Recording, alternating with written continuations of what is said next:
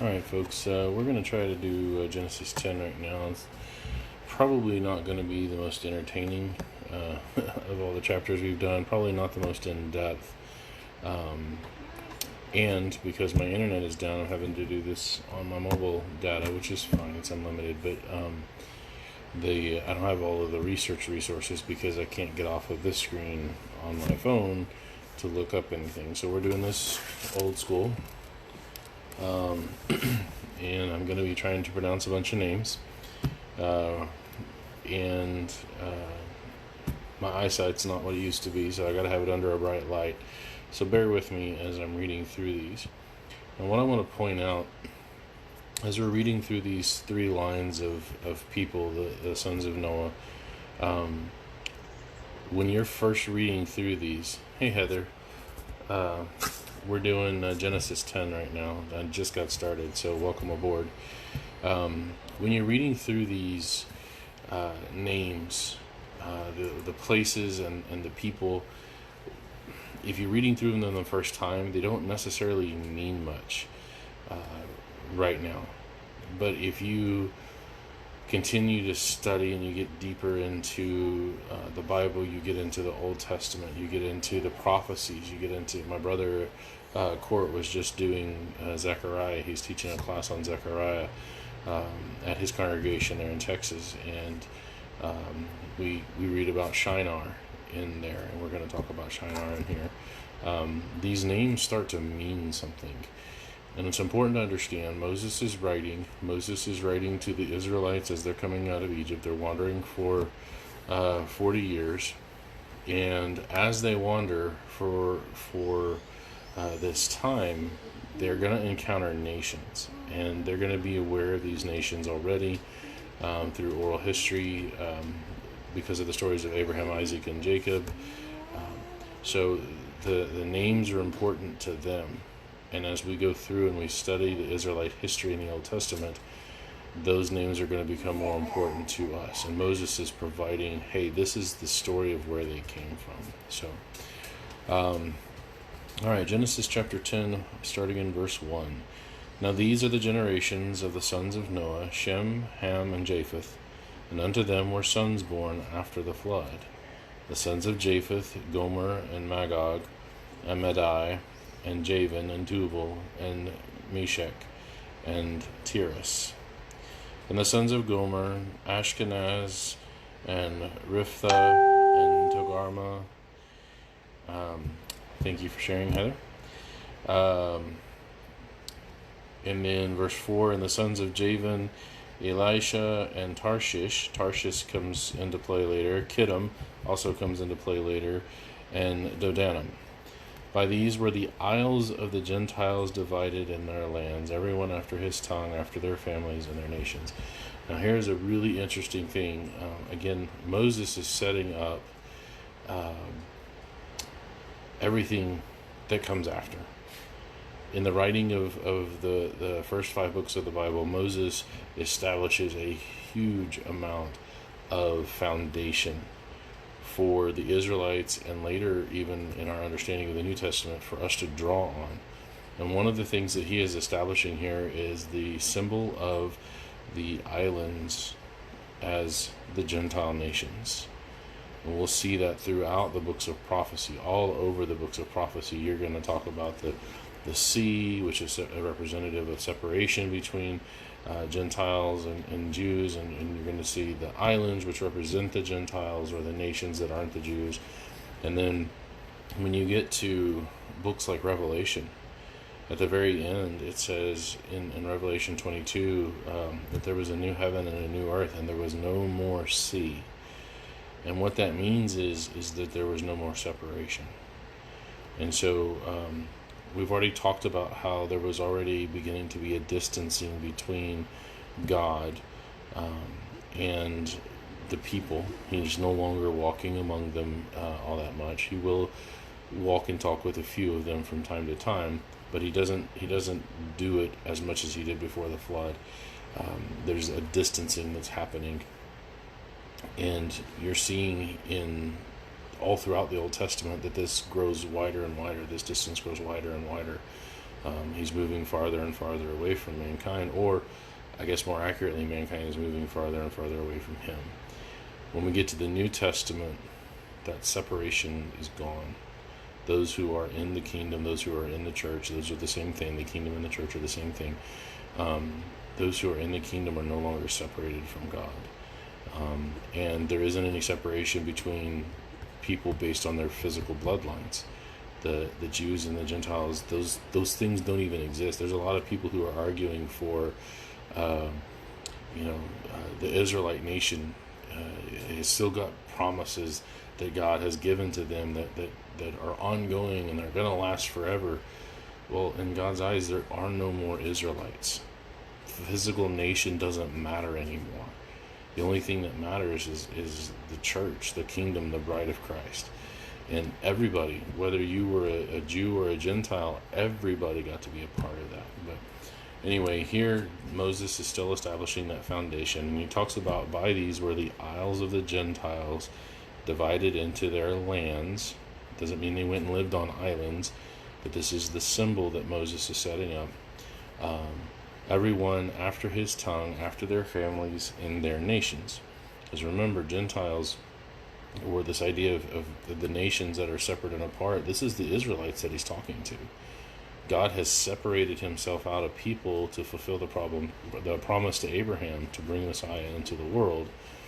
And so there is a separation between these two nations, and Moses is writing to that separated nation, that holy nation. So, verse 6, and the sons of Ham, Cush and Mizraim and Phut and Canaan. And the sons of Cush, Seba and Havilah and Sabta and Raamah and Sabteka. And the sons of Raamah, Sheba and Dedan. And Cush begat Nimrod. He began to be a mighty one in the earth. He was a mighty hunter before Jehovah, where it is said, even as Nimrod, the mighty hunter before Jehovah. So Nimrod probably was a fairly famous person back in the day. The Israelites would have known of him, and he was famous enough that Moses gave a special mention here, and also the idea that he was a hunter before Jehovah. Nimrod is pictured as somebody who has a relationship with God, the way that we see Seth and Enoch and Noah and stuff. So verse 10, and the beginning of his kingdom was Babel, and Erech and Akkad, and Calneh in the land of Shinar. See, so there we have Shinar. Shinar comes into play a lot. Babel comes into play, we'll see in the next chapter. There's a lot that centers around this guy Nimrod, and then the things that we're going to read about here in a minute. All of these nations, the Israelites are not only going to be familiar with, but they're going to have to contend with a lot of these, especially the Canaanites. So Moses is giving them that history, that where did these come from. Verse 11, and out of that land went forth Asher and builded Nineveh, and the city of Rehoboth and Calah. Of course, Nineveh is a very famous city. We read about the prophet Jonah. Hey, a little bit, what you need? Dad, Yes? this guy won't build me a house if I do this quest, and it won't be a quest. I'll be sitting on a chair. Well, I would do a different quest then. I really, really want my house. I know, but you're going to have to do a different quest right now. There's better ways to get money in the game too. Okay, we'll talk about it tomorrow. Okay, I'm doing my video now. Okay.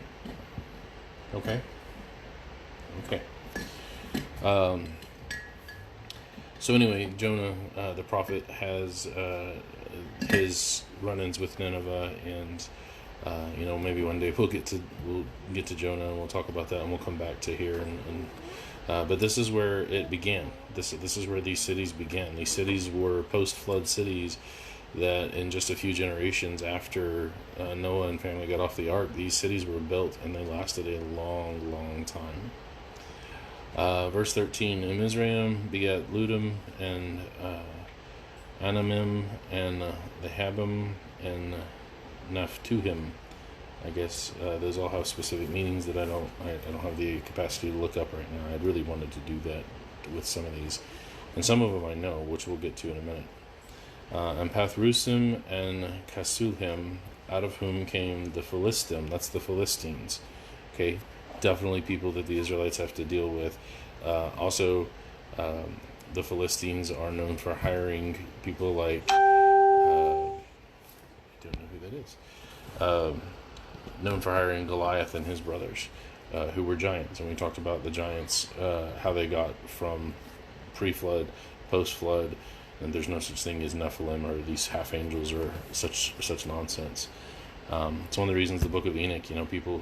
I've been watching some friends of mine do this debate with Catholics and talk about the authority of the Catholic Church, and they keep talking about how did the Catholic Church put together the Bible, and if the Catholic Church is the one that put together the Bible, doesn't that mean that the Church has authority over the Bible?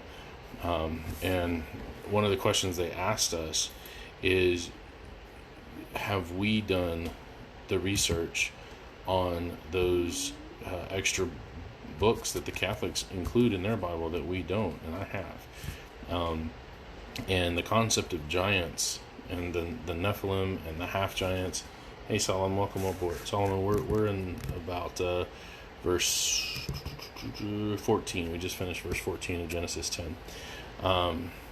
But one of the things, if you read the book of Enoch and you get into all of the stuff about angels and giants and half angels and all of that, you can see the absurdity that Enoch presents, as opposed to when you're reading books of the Bible, there's no absurdity. So, and they don't mesh. Enoch's idea of giants doesn't mesh with what we see presented in the other books of the Bible.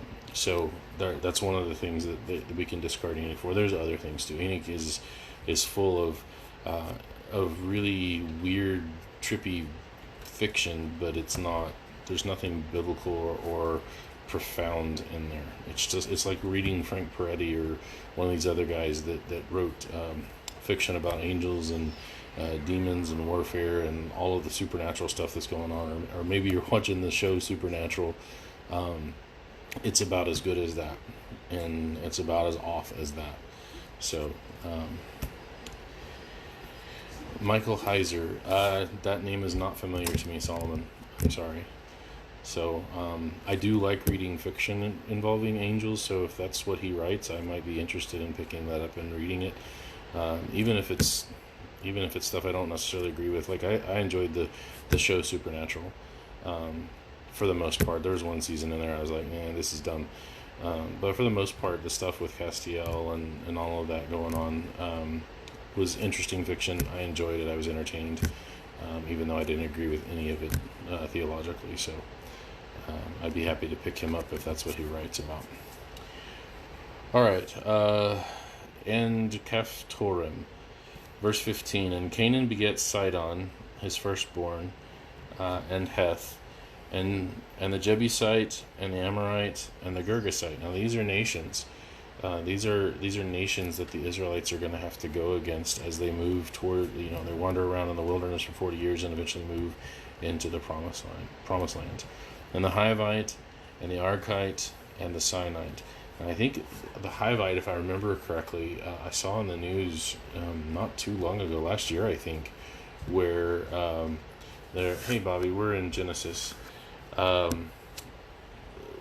where the Hivites were seen as a mythological nation. Like, the Bible's just making up nations, and there's no proof that they ever existed. Well, somebody dug up the Hivite nation, archaeological proof, once again, as always, that the Bible knows what it's talking about. God knows what he's talking about. And just one more solid brick on the building that is the truth, the archaeological proof for the truth of the Bible. So he's a Christian Hebrew language scholar. He helped develop the Logos software. He has some kind of crazy ideas regarding what. Okay, yeah, I'll take a look. I guess it's not fiction though, but yeah, I wouldn't mind taking a look at that. verse 18, and the Arvadite and the Zemarite and the Hamathite, and afterward were the families of the Canaanites spread abroad. And the border of the Canaanites was from Sidon, as you come from Gerar unto Gaza. And of course, this is all Middle East stuff. As you go unto Sodom and Gomorrah, and Admah and Zeboim, even unto Lashah. These are the sons of Ham after their families, after their tongues, and their countries, and in their nations. Unto Shem also, the father of all the children of Eber, this is why we call them the Hebrews, the brother of Japheth, the elder, even to him were children born. And the children of Shem, Elam, and Asher, and Arphaxad, and Lud, and Aram. And the children of, Arphaxad, isn't that a fun name? Some of these names are pretty cool names. Some of them are kind of silly, though. I would never name my kid Lud, but I'm sure it has some meaning that made it worthwhile. And the children of Aram, Uz, and Hul, and Gether, and Mash. And Arphaxad begat Salah, and Salah begat Eber, and unto Eber were born two sons. The name of one was Peleg, for in his days was the earth divided, and his brother's name was Joktan. Hi, Haley. We're in Genesis chapter 10, and I just got finished reading verse 25, and we're going to talk about that for a minute. In fact, you might remember the Genesis chapter 10, verse 25 is where I'm at.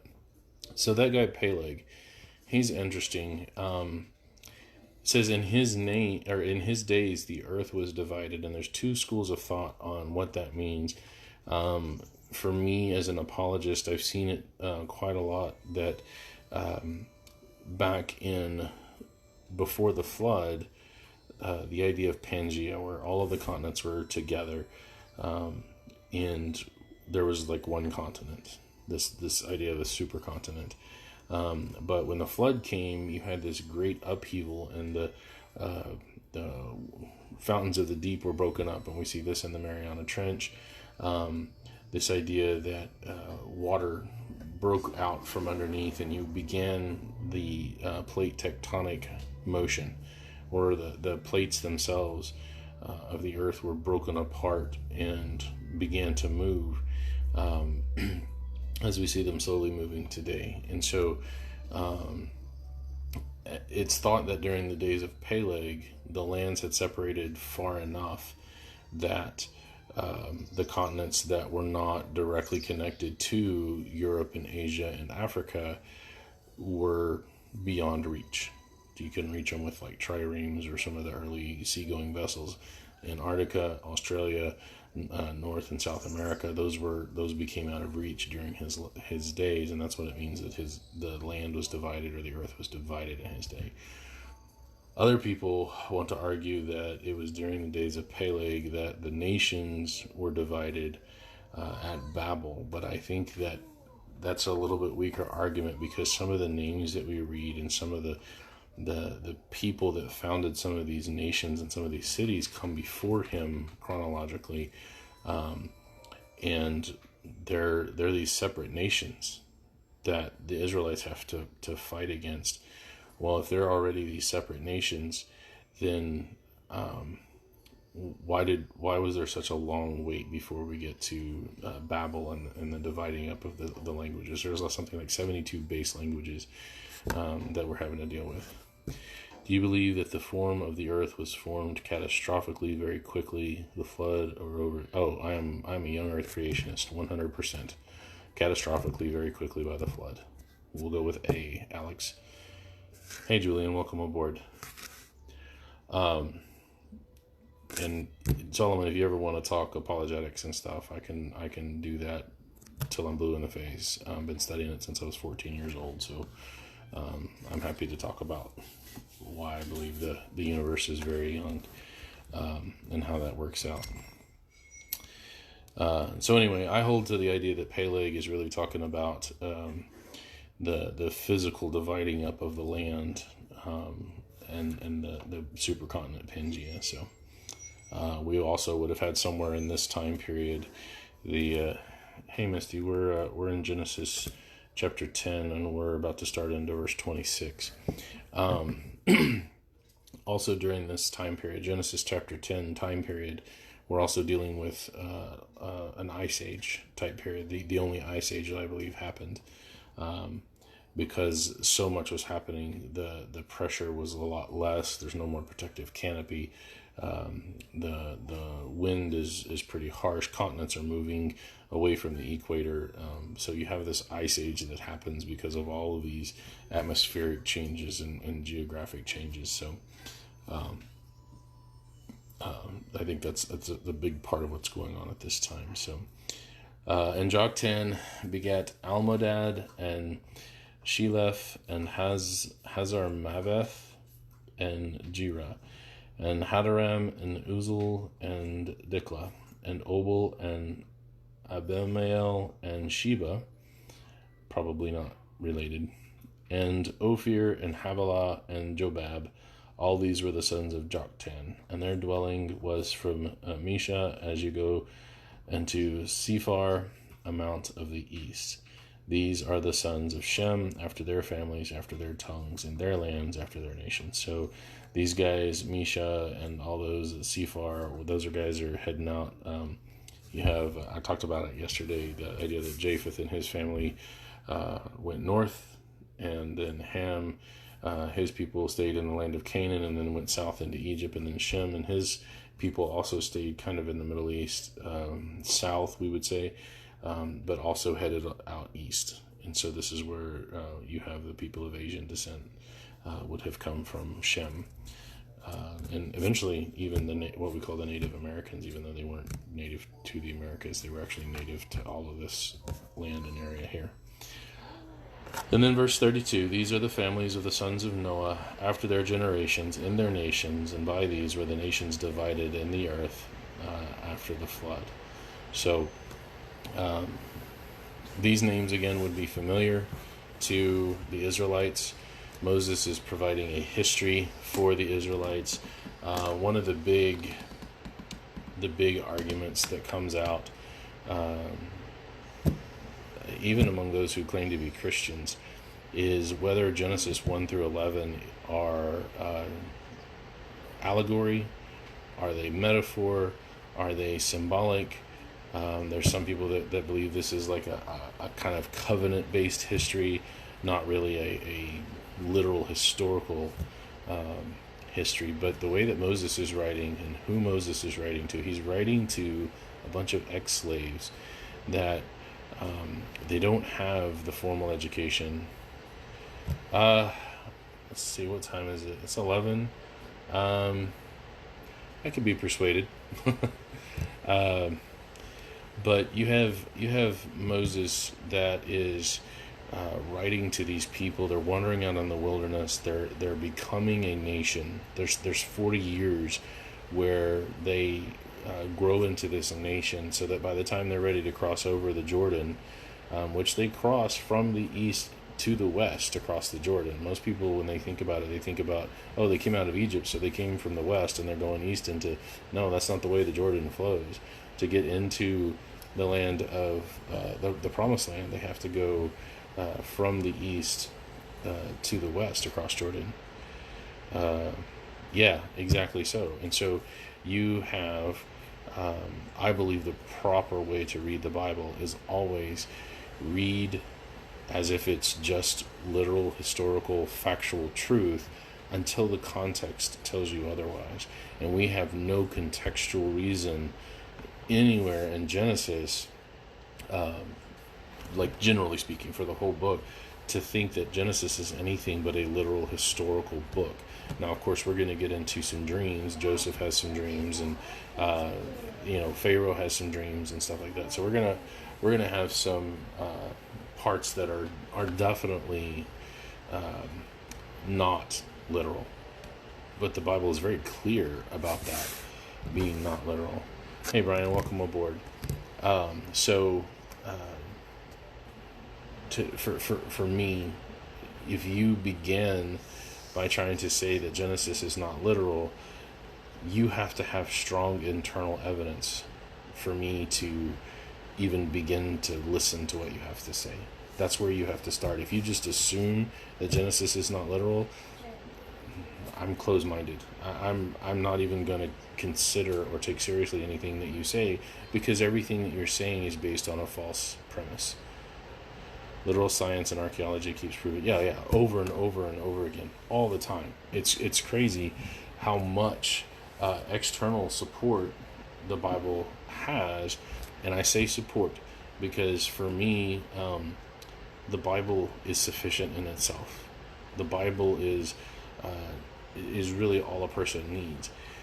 But when you have all of this external stuff also supporting it, as a secondary kind of support, those who don't hold to the Bible as God's truth, as God's breathed word, then you have a tool that you can use to bring them in. So I don't see that archaeological evidence as authoritative. I don't see external sources as authoritative over spiritual matters, but I do see them as a useful tool. And Solomon, I think we've talked about this a little bit back and forth, and that might be a slight tweaking of some things that I've said in the past. Maybe you understand me better because of that. So, all right, 11:10. I got some time, so it's been asked that I continue on into Babel and Genesis 11, and that will finish up this pre-Abraham part of history here. So we can get into that. I didn't really read this ahead of time.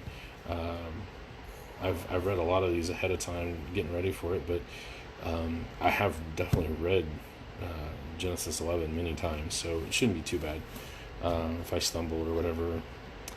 All right, Genesis 11, chapter 11, verse 1. And the whole earth was of one language and of one speech. A lot of times this is the proto-language. We don't have any indications of what this actually was or sounded like. We don't have any leftovers of it. But they all spoke the same thing. And it came to pass as they journeyed. Now, I say that, and I kind of skim over it, but this goes back to this idea of these guys living 1,000 years and the technology level that they had. Not only did these guys live nearly 1,000 years, not only were they bigger, faster, smarter, stronger than we are today, they were giants. All of them were giants, what we would consider giants. Not in the sense of like the movie giants where they're 18 feet tall or insanely like 4 miles tall like Enoch talks about. But these guys were like NBA basketball players, all of them, or maybe all the way up towards Wadlow height. Tallest man in modern recorded history. I think he was something close to 11 feet tall. So something along those lines. These guys were bigger, better than we are, lived 1,000 years, and they all spoke the same language. So communication was not a barrier to them either.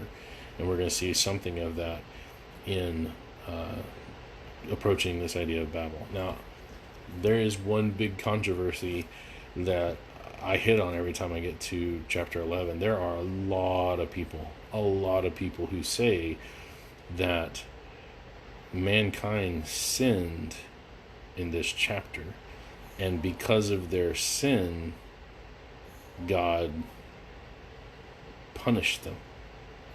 And I don't see that in this context. So I'll mention it again as we go through here, but I do not see where this was a sin. I think this is God's providence coming in, seeing what happened before the flood, and God saying, I'm going to take some steps so that I don't have to deal with that again. So so the whole earth was of one language and one speech. And it came to pass as they journeyed from the east that they found a plain in the land of Shinar. So here we are again, Shinar, Babel, Nimrod. And they dwelt there. So Nimrod's going to establish, he's kind of this mighty guy. He's the leader during this time period. And they said one to another, Go to, let us make brick and burn them thoroughly. And they had brick for stone and slime. See, these aren't cavemen by any stretch of the imagination. These guys are technologically advanced. They can build homes. They had brick and mortar. They knew what they were doing. These are not primitives like we're normally led to believe a lot of the time. And they had brick for stone and slime had they for mortar. And they said, Go to, let us build us a city and a tower whose top may reach unto heaven, and let us make us a name. Now, which heaven? Doesn't say. So if we understand their perspective, the way that Moses is written, they're probably talking about reaching to the top of the sky. Probably didn't really fully understand what that meant. We're talking about 40 kilometers high. Not likely they were going to do that, but they wanted to try. I would say that they just didn't have the knowledge just yet then, or maybe they did. But they weren't trying to build a tower to God's throne, because that heaven doesn't exist in the material plane. So they wanted it to reach unto heaven, whose top, and let us make us a name, lest we be scattered abroad upon the face of the whole earth. And Jehovah came down to see the city and the tower, which the children of men built. So here he is. He's going to come down, and he's going to walk among them. Jehovah has done this from time to time, all through the past. And Jehovah said, Behold, the people is one, and they have all one language, and this they begin to do, and now nothing will be restrained from them, which they have imagined to do. So God's looking at them. He's seeing the advancements that were made before the flood, where all these physical things that they became enamored with drew them away from Him. And He's like, no, I'm not going to let this happen again. And so, verse 7, let us go down, and there confound their language. So again, let us. God is Elohim. He's the singular plural. People talk about, well, Trinity's not in the Bible. Well, yeah, it is. Elohim is a plural singular. You have multiple persons and a singular concept, or a singular God. And then we know from other contexts that there's three persons in this singular God. So let us go down, and there confound their language, that they may not understand one another's speech. So Jehovah scattered them abroad from there upon the face of all the earth, and they left off to build the city. Therefore is the name of it called Babel, because Jehovah did there confound the language of all the earth. And from there did Jehovah scatter them abroad upon the face of all the earth. Notice there is no mention of sin. There's no mention of arrogance. There's no mention of any of the things that are put into this text. There's nothing. Right, God of hosts, exactly so. So there's a lot of people who try to say that Babel was a sin, that man was arrogant. Man was just technologically driven. He wanted to do things because they were there to do. Why do people climb Mount Everest? It's not a sin to climb Mount Everest. It's crazy. But to climb Mount Everest, we climb it because it's there, because we're humans, and that's what we do, is we explore, and we build, and we innovate, and we look at the technology and the good that has come from technology. There's nothing wrong with what they did in and of itself, and there's no sin, and the Bible never talks about that as sin. And so we can't read into what the Bible doesn't say. I think God here is just providentially scattering them, preventing them from growing to a point through that intercommunication to where they end up just right back where they were before the flood. So this is preventative medicine, if you will. Verse 10. These are the generations of Shem. Shem was 100 years old and begat Arphaxad 2 years after the flood. Okay, so Shem is 100 and begat Arphaxad 2 years after the flood. So he was 98 when the flood, or 97, I guess, when the flood hit. 98 when he got off the ark. 2 years after the flood, Arphaxad was born. I think we were, as a people, too far ahead for our own good. Yes, exactly so. Brian, I agree with that 100%. I think that's what God was doing. He was slowing us down. He shortened our lifespans. He confounded our language. He put the brakes on and prevented us from too much too fast. And like I said, I think it's providential. It also providentially sets up the miracle of languages, tongues, for the New Testament times. So distinction between providence and Miracles are supernatural in their nature. Providence is God working through the natural order of things. So it was a miracle that he confounded the language. It's a miracle that people could speak in tongues later, but it was providential that one led to the other one, if that makes sense. Where am I at? Verse 11, and Shem lived after he begat Arphaxad 500 years. So he only lives to be 600, and begat sons and daughter. And Arphaxad lived 35 years, and begat Selah. And Arphaxad lived after he begat Selah 403 years, and begat sons and daughters. So you can see the lifespans are already starting to drop off. Noah lived to be 930. Shem only lived to be 600. Arphaxad only lives to be 403. And then Selah lived 30 years and begat Eber. Selah lived after he begat Eber 403 years. Begat sons and daughters, so the same as his dad. And Eber lived 430 years and begat Peleg. Eber lived after he begat Peleg 430 years. Begat sons and daughter. And Peleg lived 30 years and begat Reu. And Peleg lived after he begat Reu 209 years and begat sons and daughters. And Reu lived 230 years and begat Serug. And Reu lived after he begat Serug 207 years and begat sons and daughters. Serug lived 30 years and begat Nahor. Serug lived after he begat Nahor 200 years and begat sons and daughters. And Nahor lived 920 years and begat Terah. And Nahor lived after he begat Terah 119 years, begat sons and daughter. And Terah lived 70 years and begat Abram, Nahor, and Haran.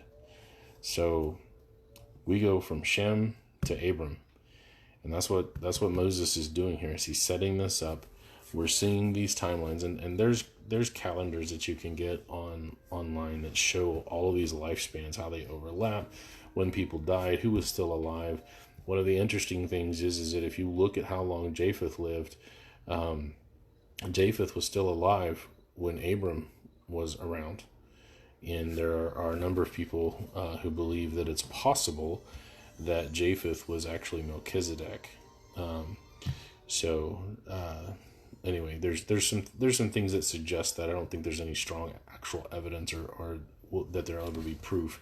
Something we'll have to ask God about on the other side. But anyway, Moses is setting up this lineage all the way to Abram. So we've gone from Shem to Abram in just these few generations. And Haran died before his father Terah in the land of his nativity in Ur of the Chaldees. And Abram and Nahor took them wives. The name of Abram's wife was Sarai, and the name of Nahor's wife Milcah, and the daughter of Haran, the father of Milcah, and the father of Iscah. But Sarai was barren; she had no child. And Terah took Abram his son, and Lot the son of Haran his son's son, and Sarai his daughter-in-law, his son Abram's wife, and they went forth with them from Ur of the Chaldees to go into the land of Canaan. And they came into Haran and dwelt there. And the days of Terah were 205 years, and Terah died in Haran. So this is kind of the family that we see for Abraham. And one of the interesting things is that you can see how close the families were. When Terah's son dies, Nahor, see here, make sure I get there. No, Haran died. And Terah takes Haran's son Lot under his wing, and it kind of adopts him or whatever. So you have Abram and Lot are treated a lot like brothers at this time. Later on, we'll find out that Sarai is Abram's half-sister. So again, incest isn't condemned till Leviticus 18. So this is we're still about 430 years out from that before we get to incest being condemned. So it's still okay that Abram takes his half sister for a wife. So anyway, Solomon, you asked me to get through chapter 11. I'm kind of glad that we did. Thank you for asking. I'm happy to get through that, and we're going to start into chapter 12, and we're going to talk a lot about Abraham. There's quite a bit of history here that deals with Abraham, and there's a lot that foundationally we refer to in the New Testament, because Abraham was a man who was not a Jew. I know that there's one of the Vacation Bible School songs that talks about there was once three wandering Jews, Abraham, Isaac, and Jacob. Not only were these guys not Jews, they weren't even Israelites. Judah, the idea of a Jew is the southern kingdom, the southern three tribes of Judah, Benjamin, and Levi. And these guys were not wandering Jews. They weren't even wandering Israelites. Israelite nation doesn't even come out until after they leave Egypt. Jacob becomes Israel the man, but he's not an Israelite. And then there's just a lot of misconceptions. But these guys lived before the law of Moses, and they were men that God dealt with. They were justified by their faith. They had an obedient faith. God said they did, and this was outside the law of Moses. Now, that doesn't mean they were outside any kind of law. Obviously, there was some kind of law or they couldn't sin, but they were outside the law of Moses. And so when the Jews are all high and mighty about how cool their law is and how everybody should be circumcised and how everybody should follow the law of Moses and stuff, Jesus is going to come along, and Paul's going to come along and say, look at Abraham. You guys talk so much about how awesome Abraham was. Abraham was not under the law of Moses, and he was justified in the sight of God outside of the law of Moses. So it is totally possible to be justified outside of the law of Moses, because Abraham was. I think that's Romans starting in chapter 2 all the way through 4. Paul really sets that argument out. And then you get into James chapter 2, of course, where Abraham was justified by his works, his obedience. So they were Hebrew, that's right. Hebrew, the sons of Eber. And so they definitely were faithful. We would call them sons of God. But they were not Israelites. They were not Jews in the national sense. They couldn't have been. That's not logical.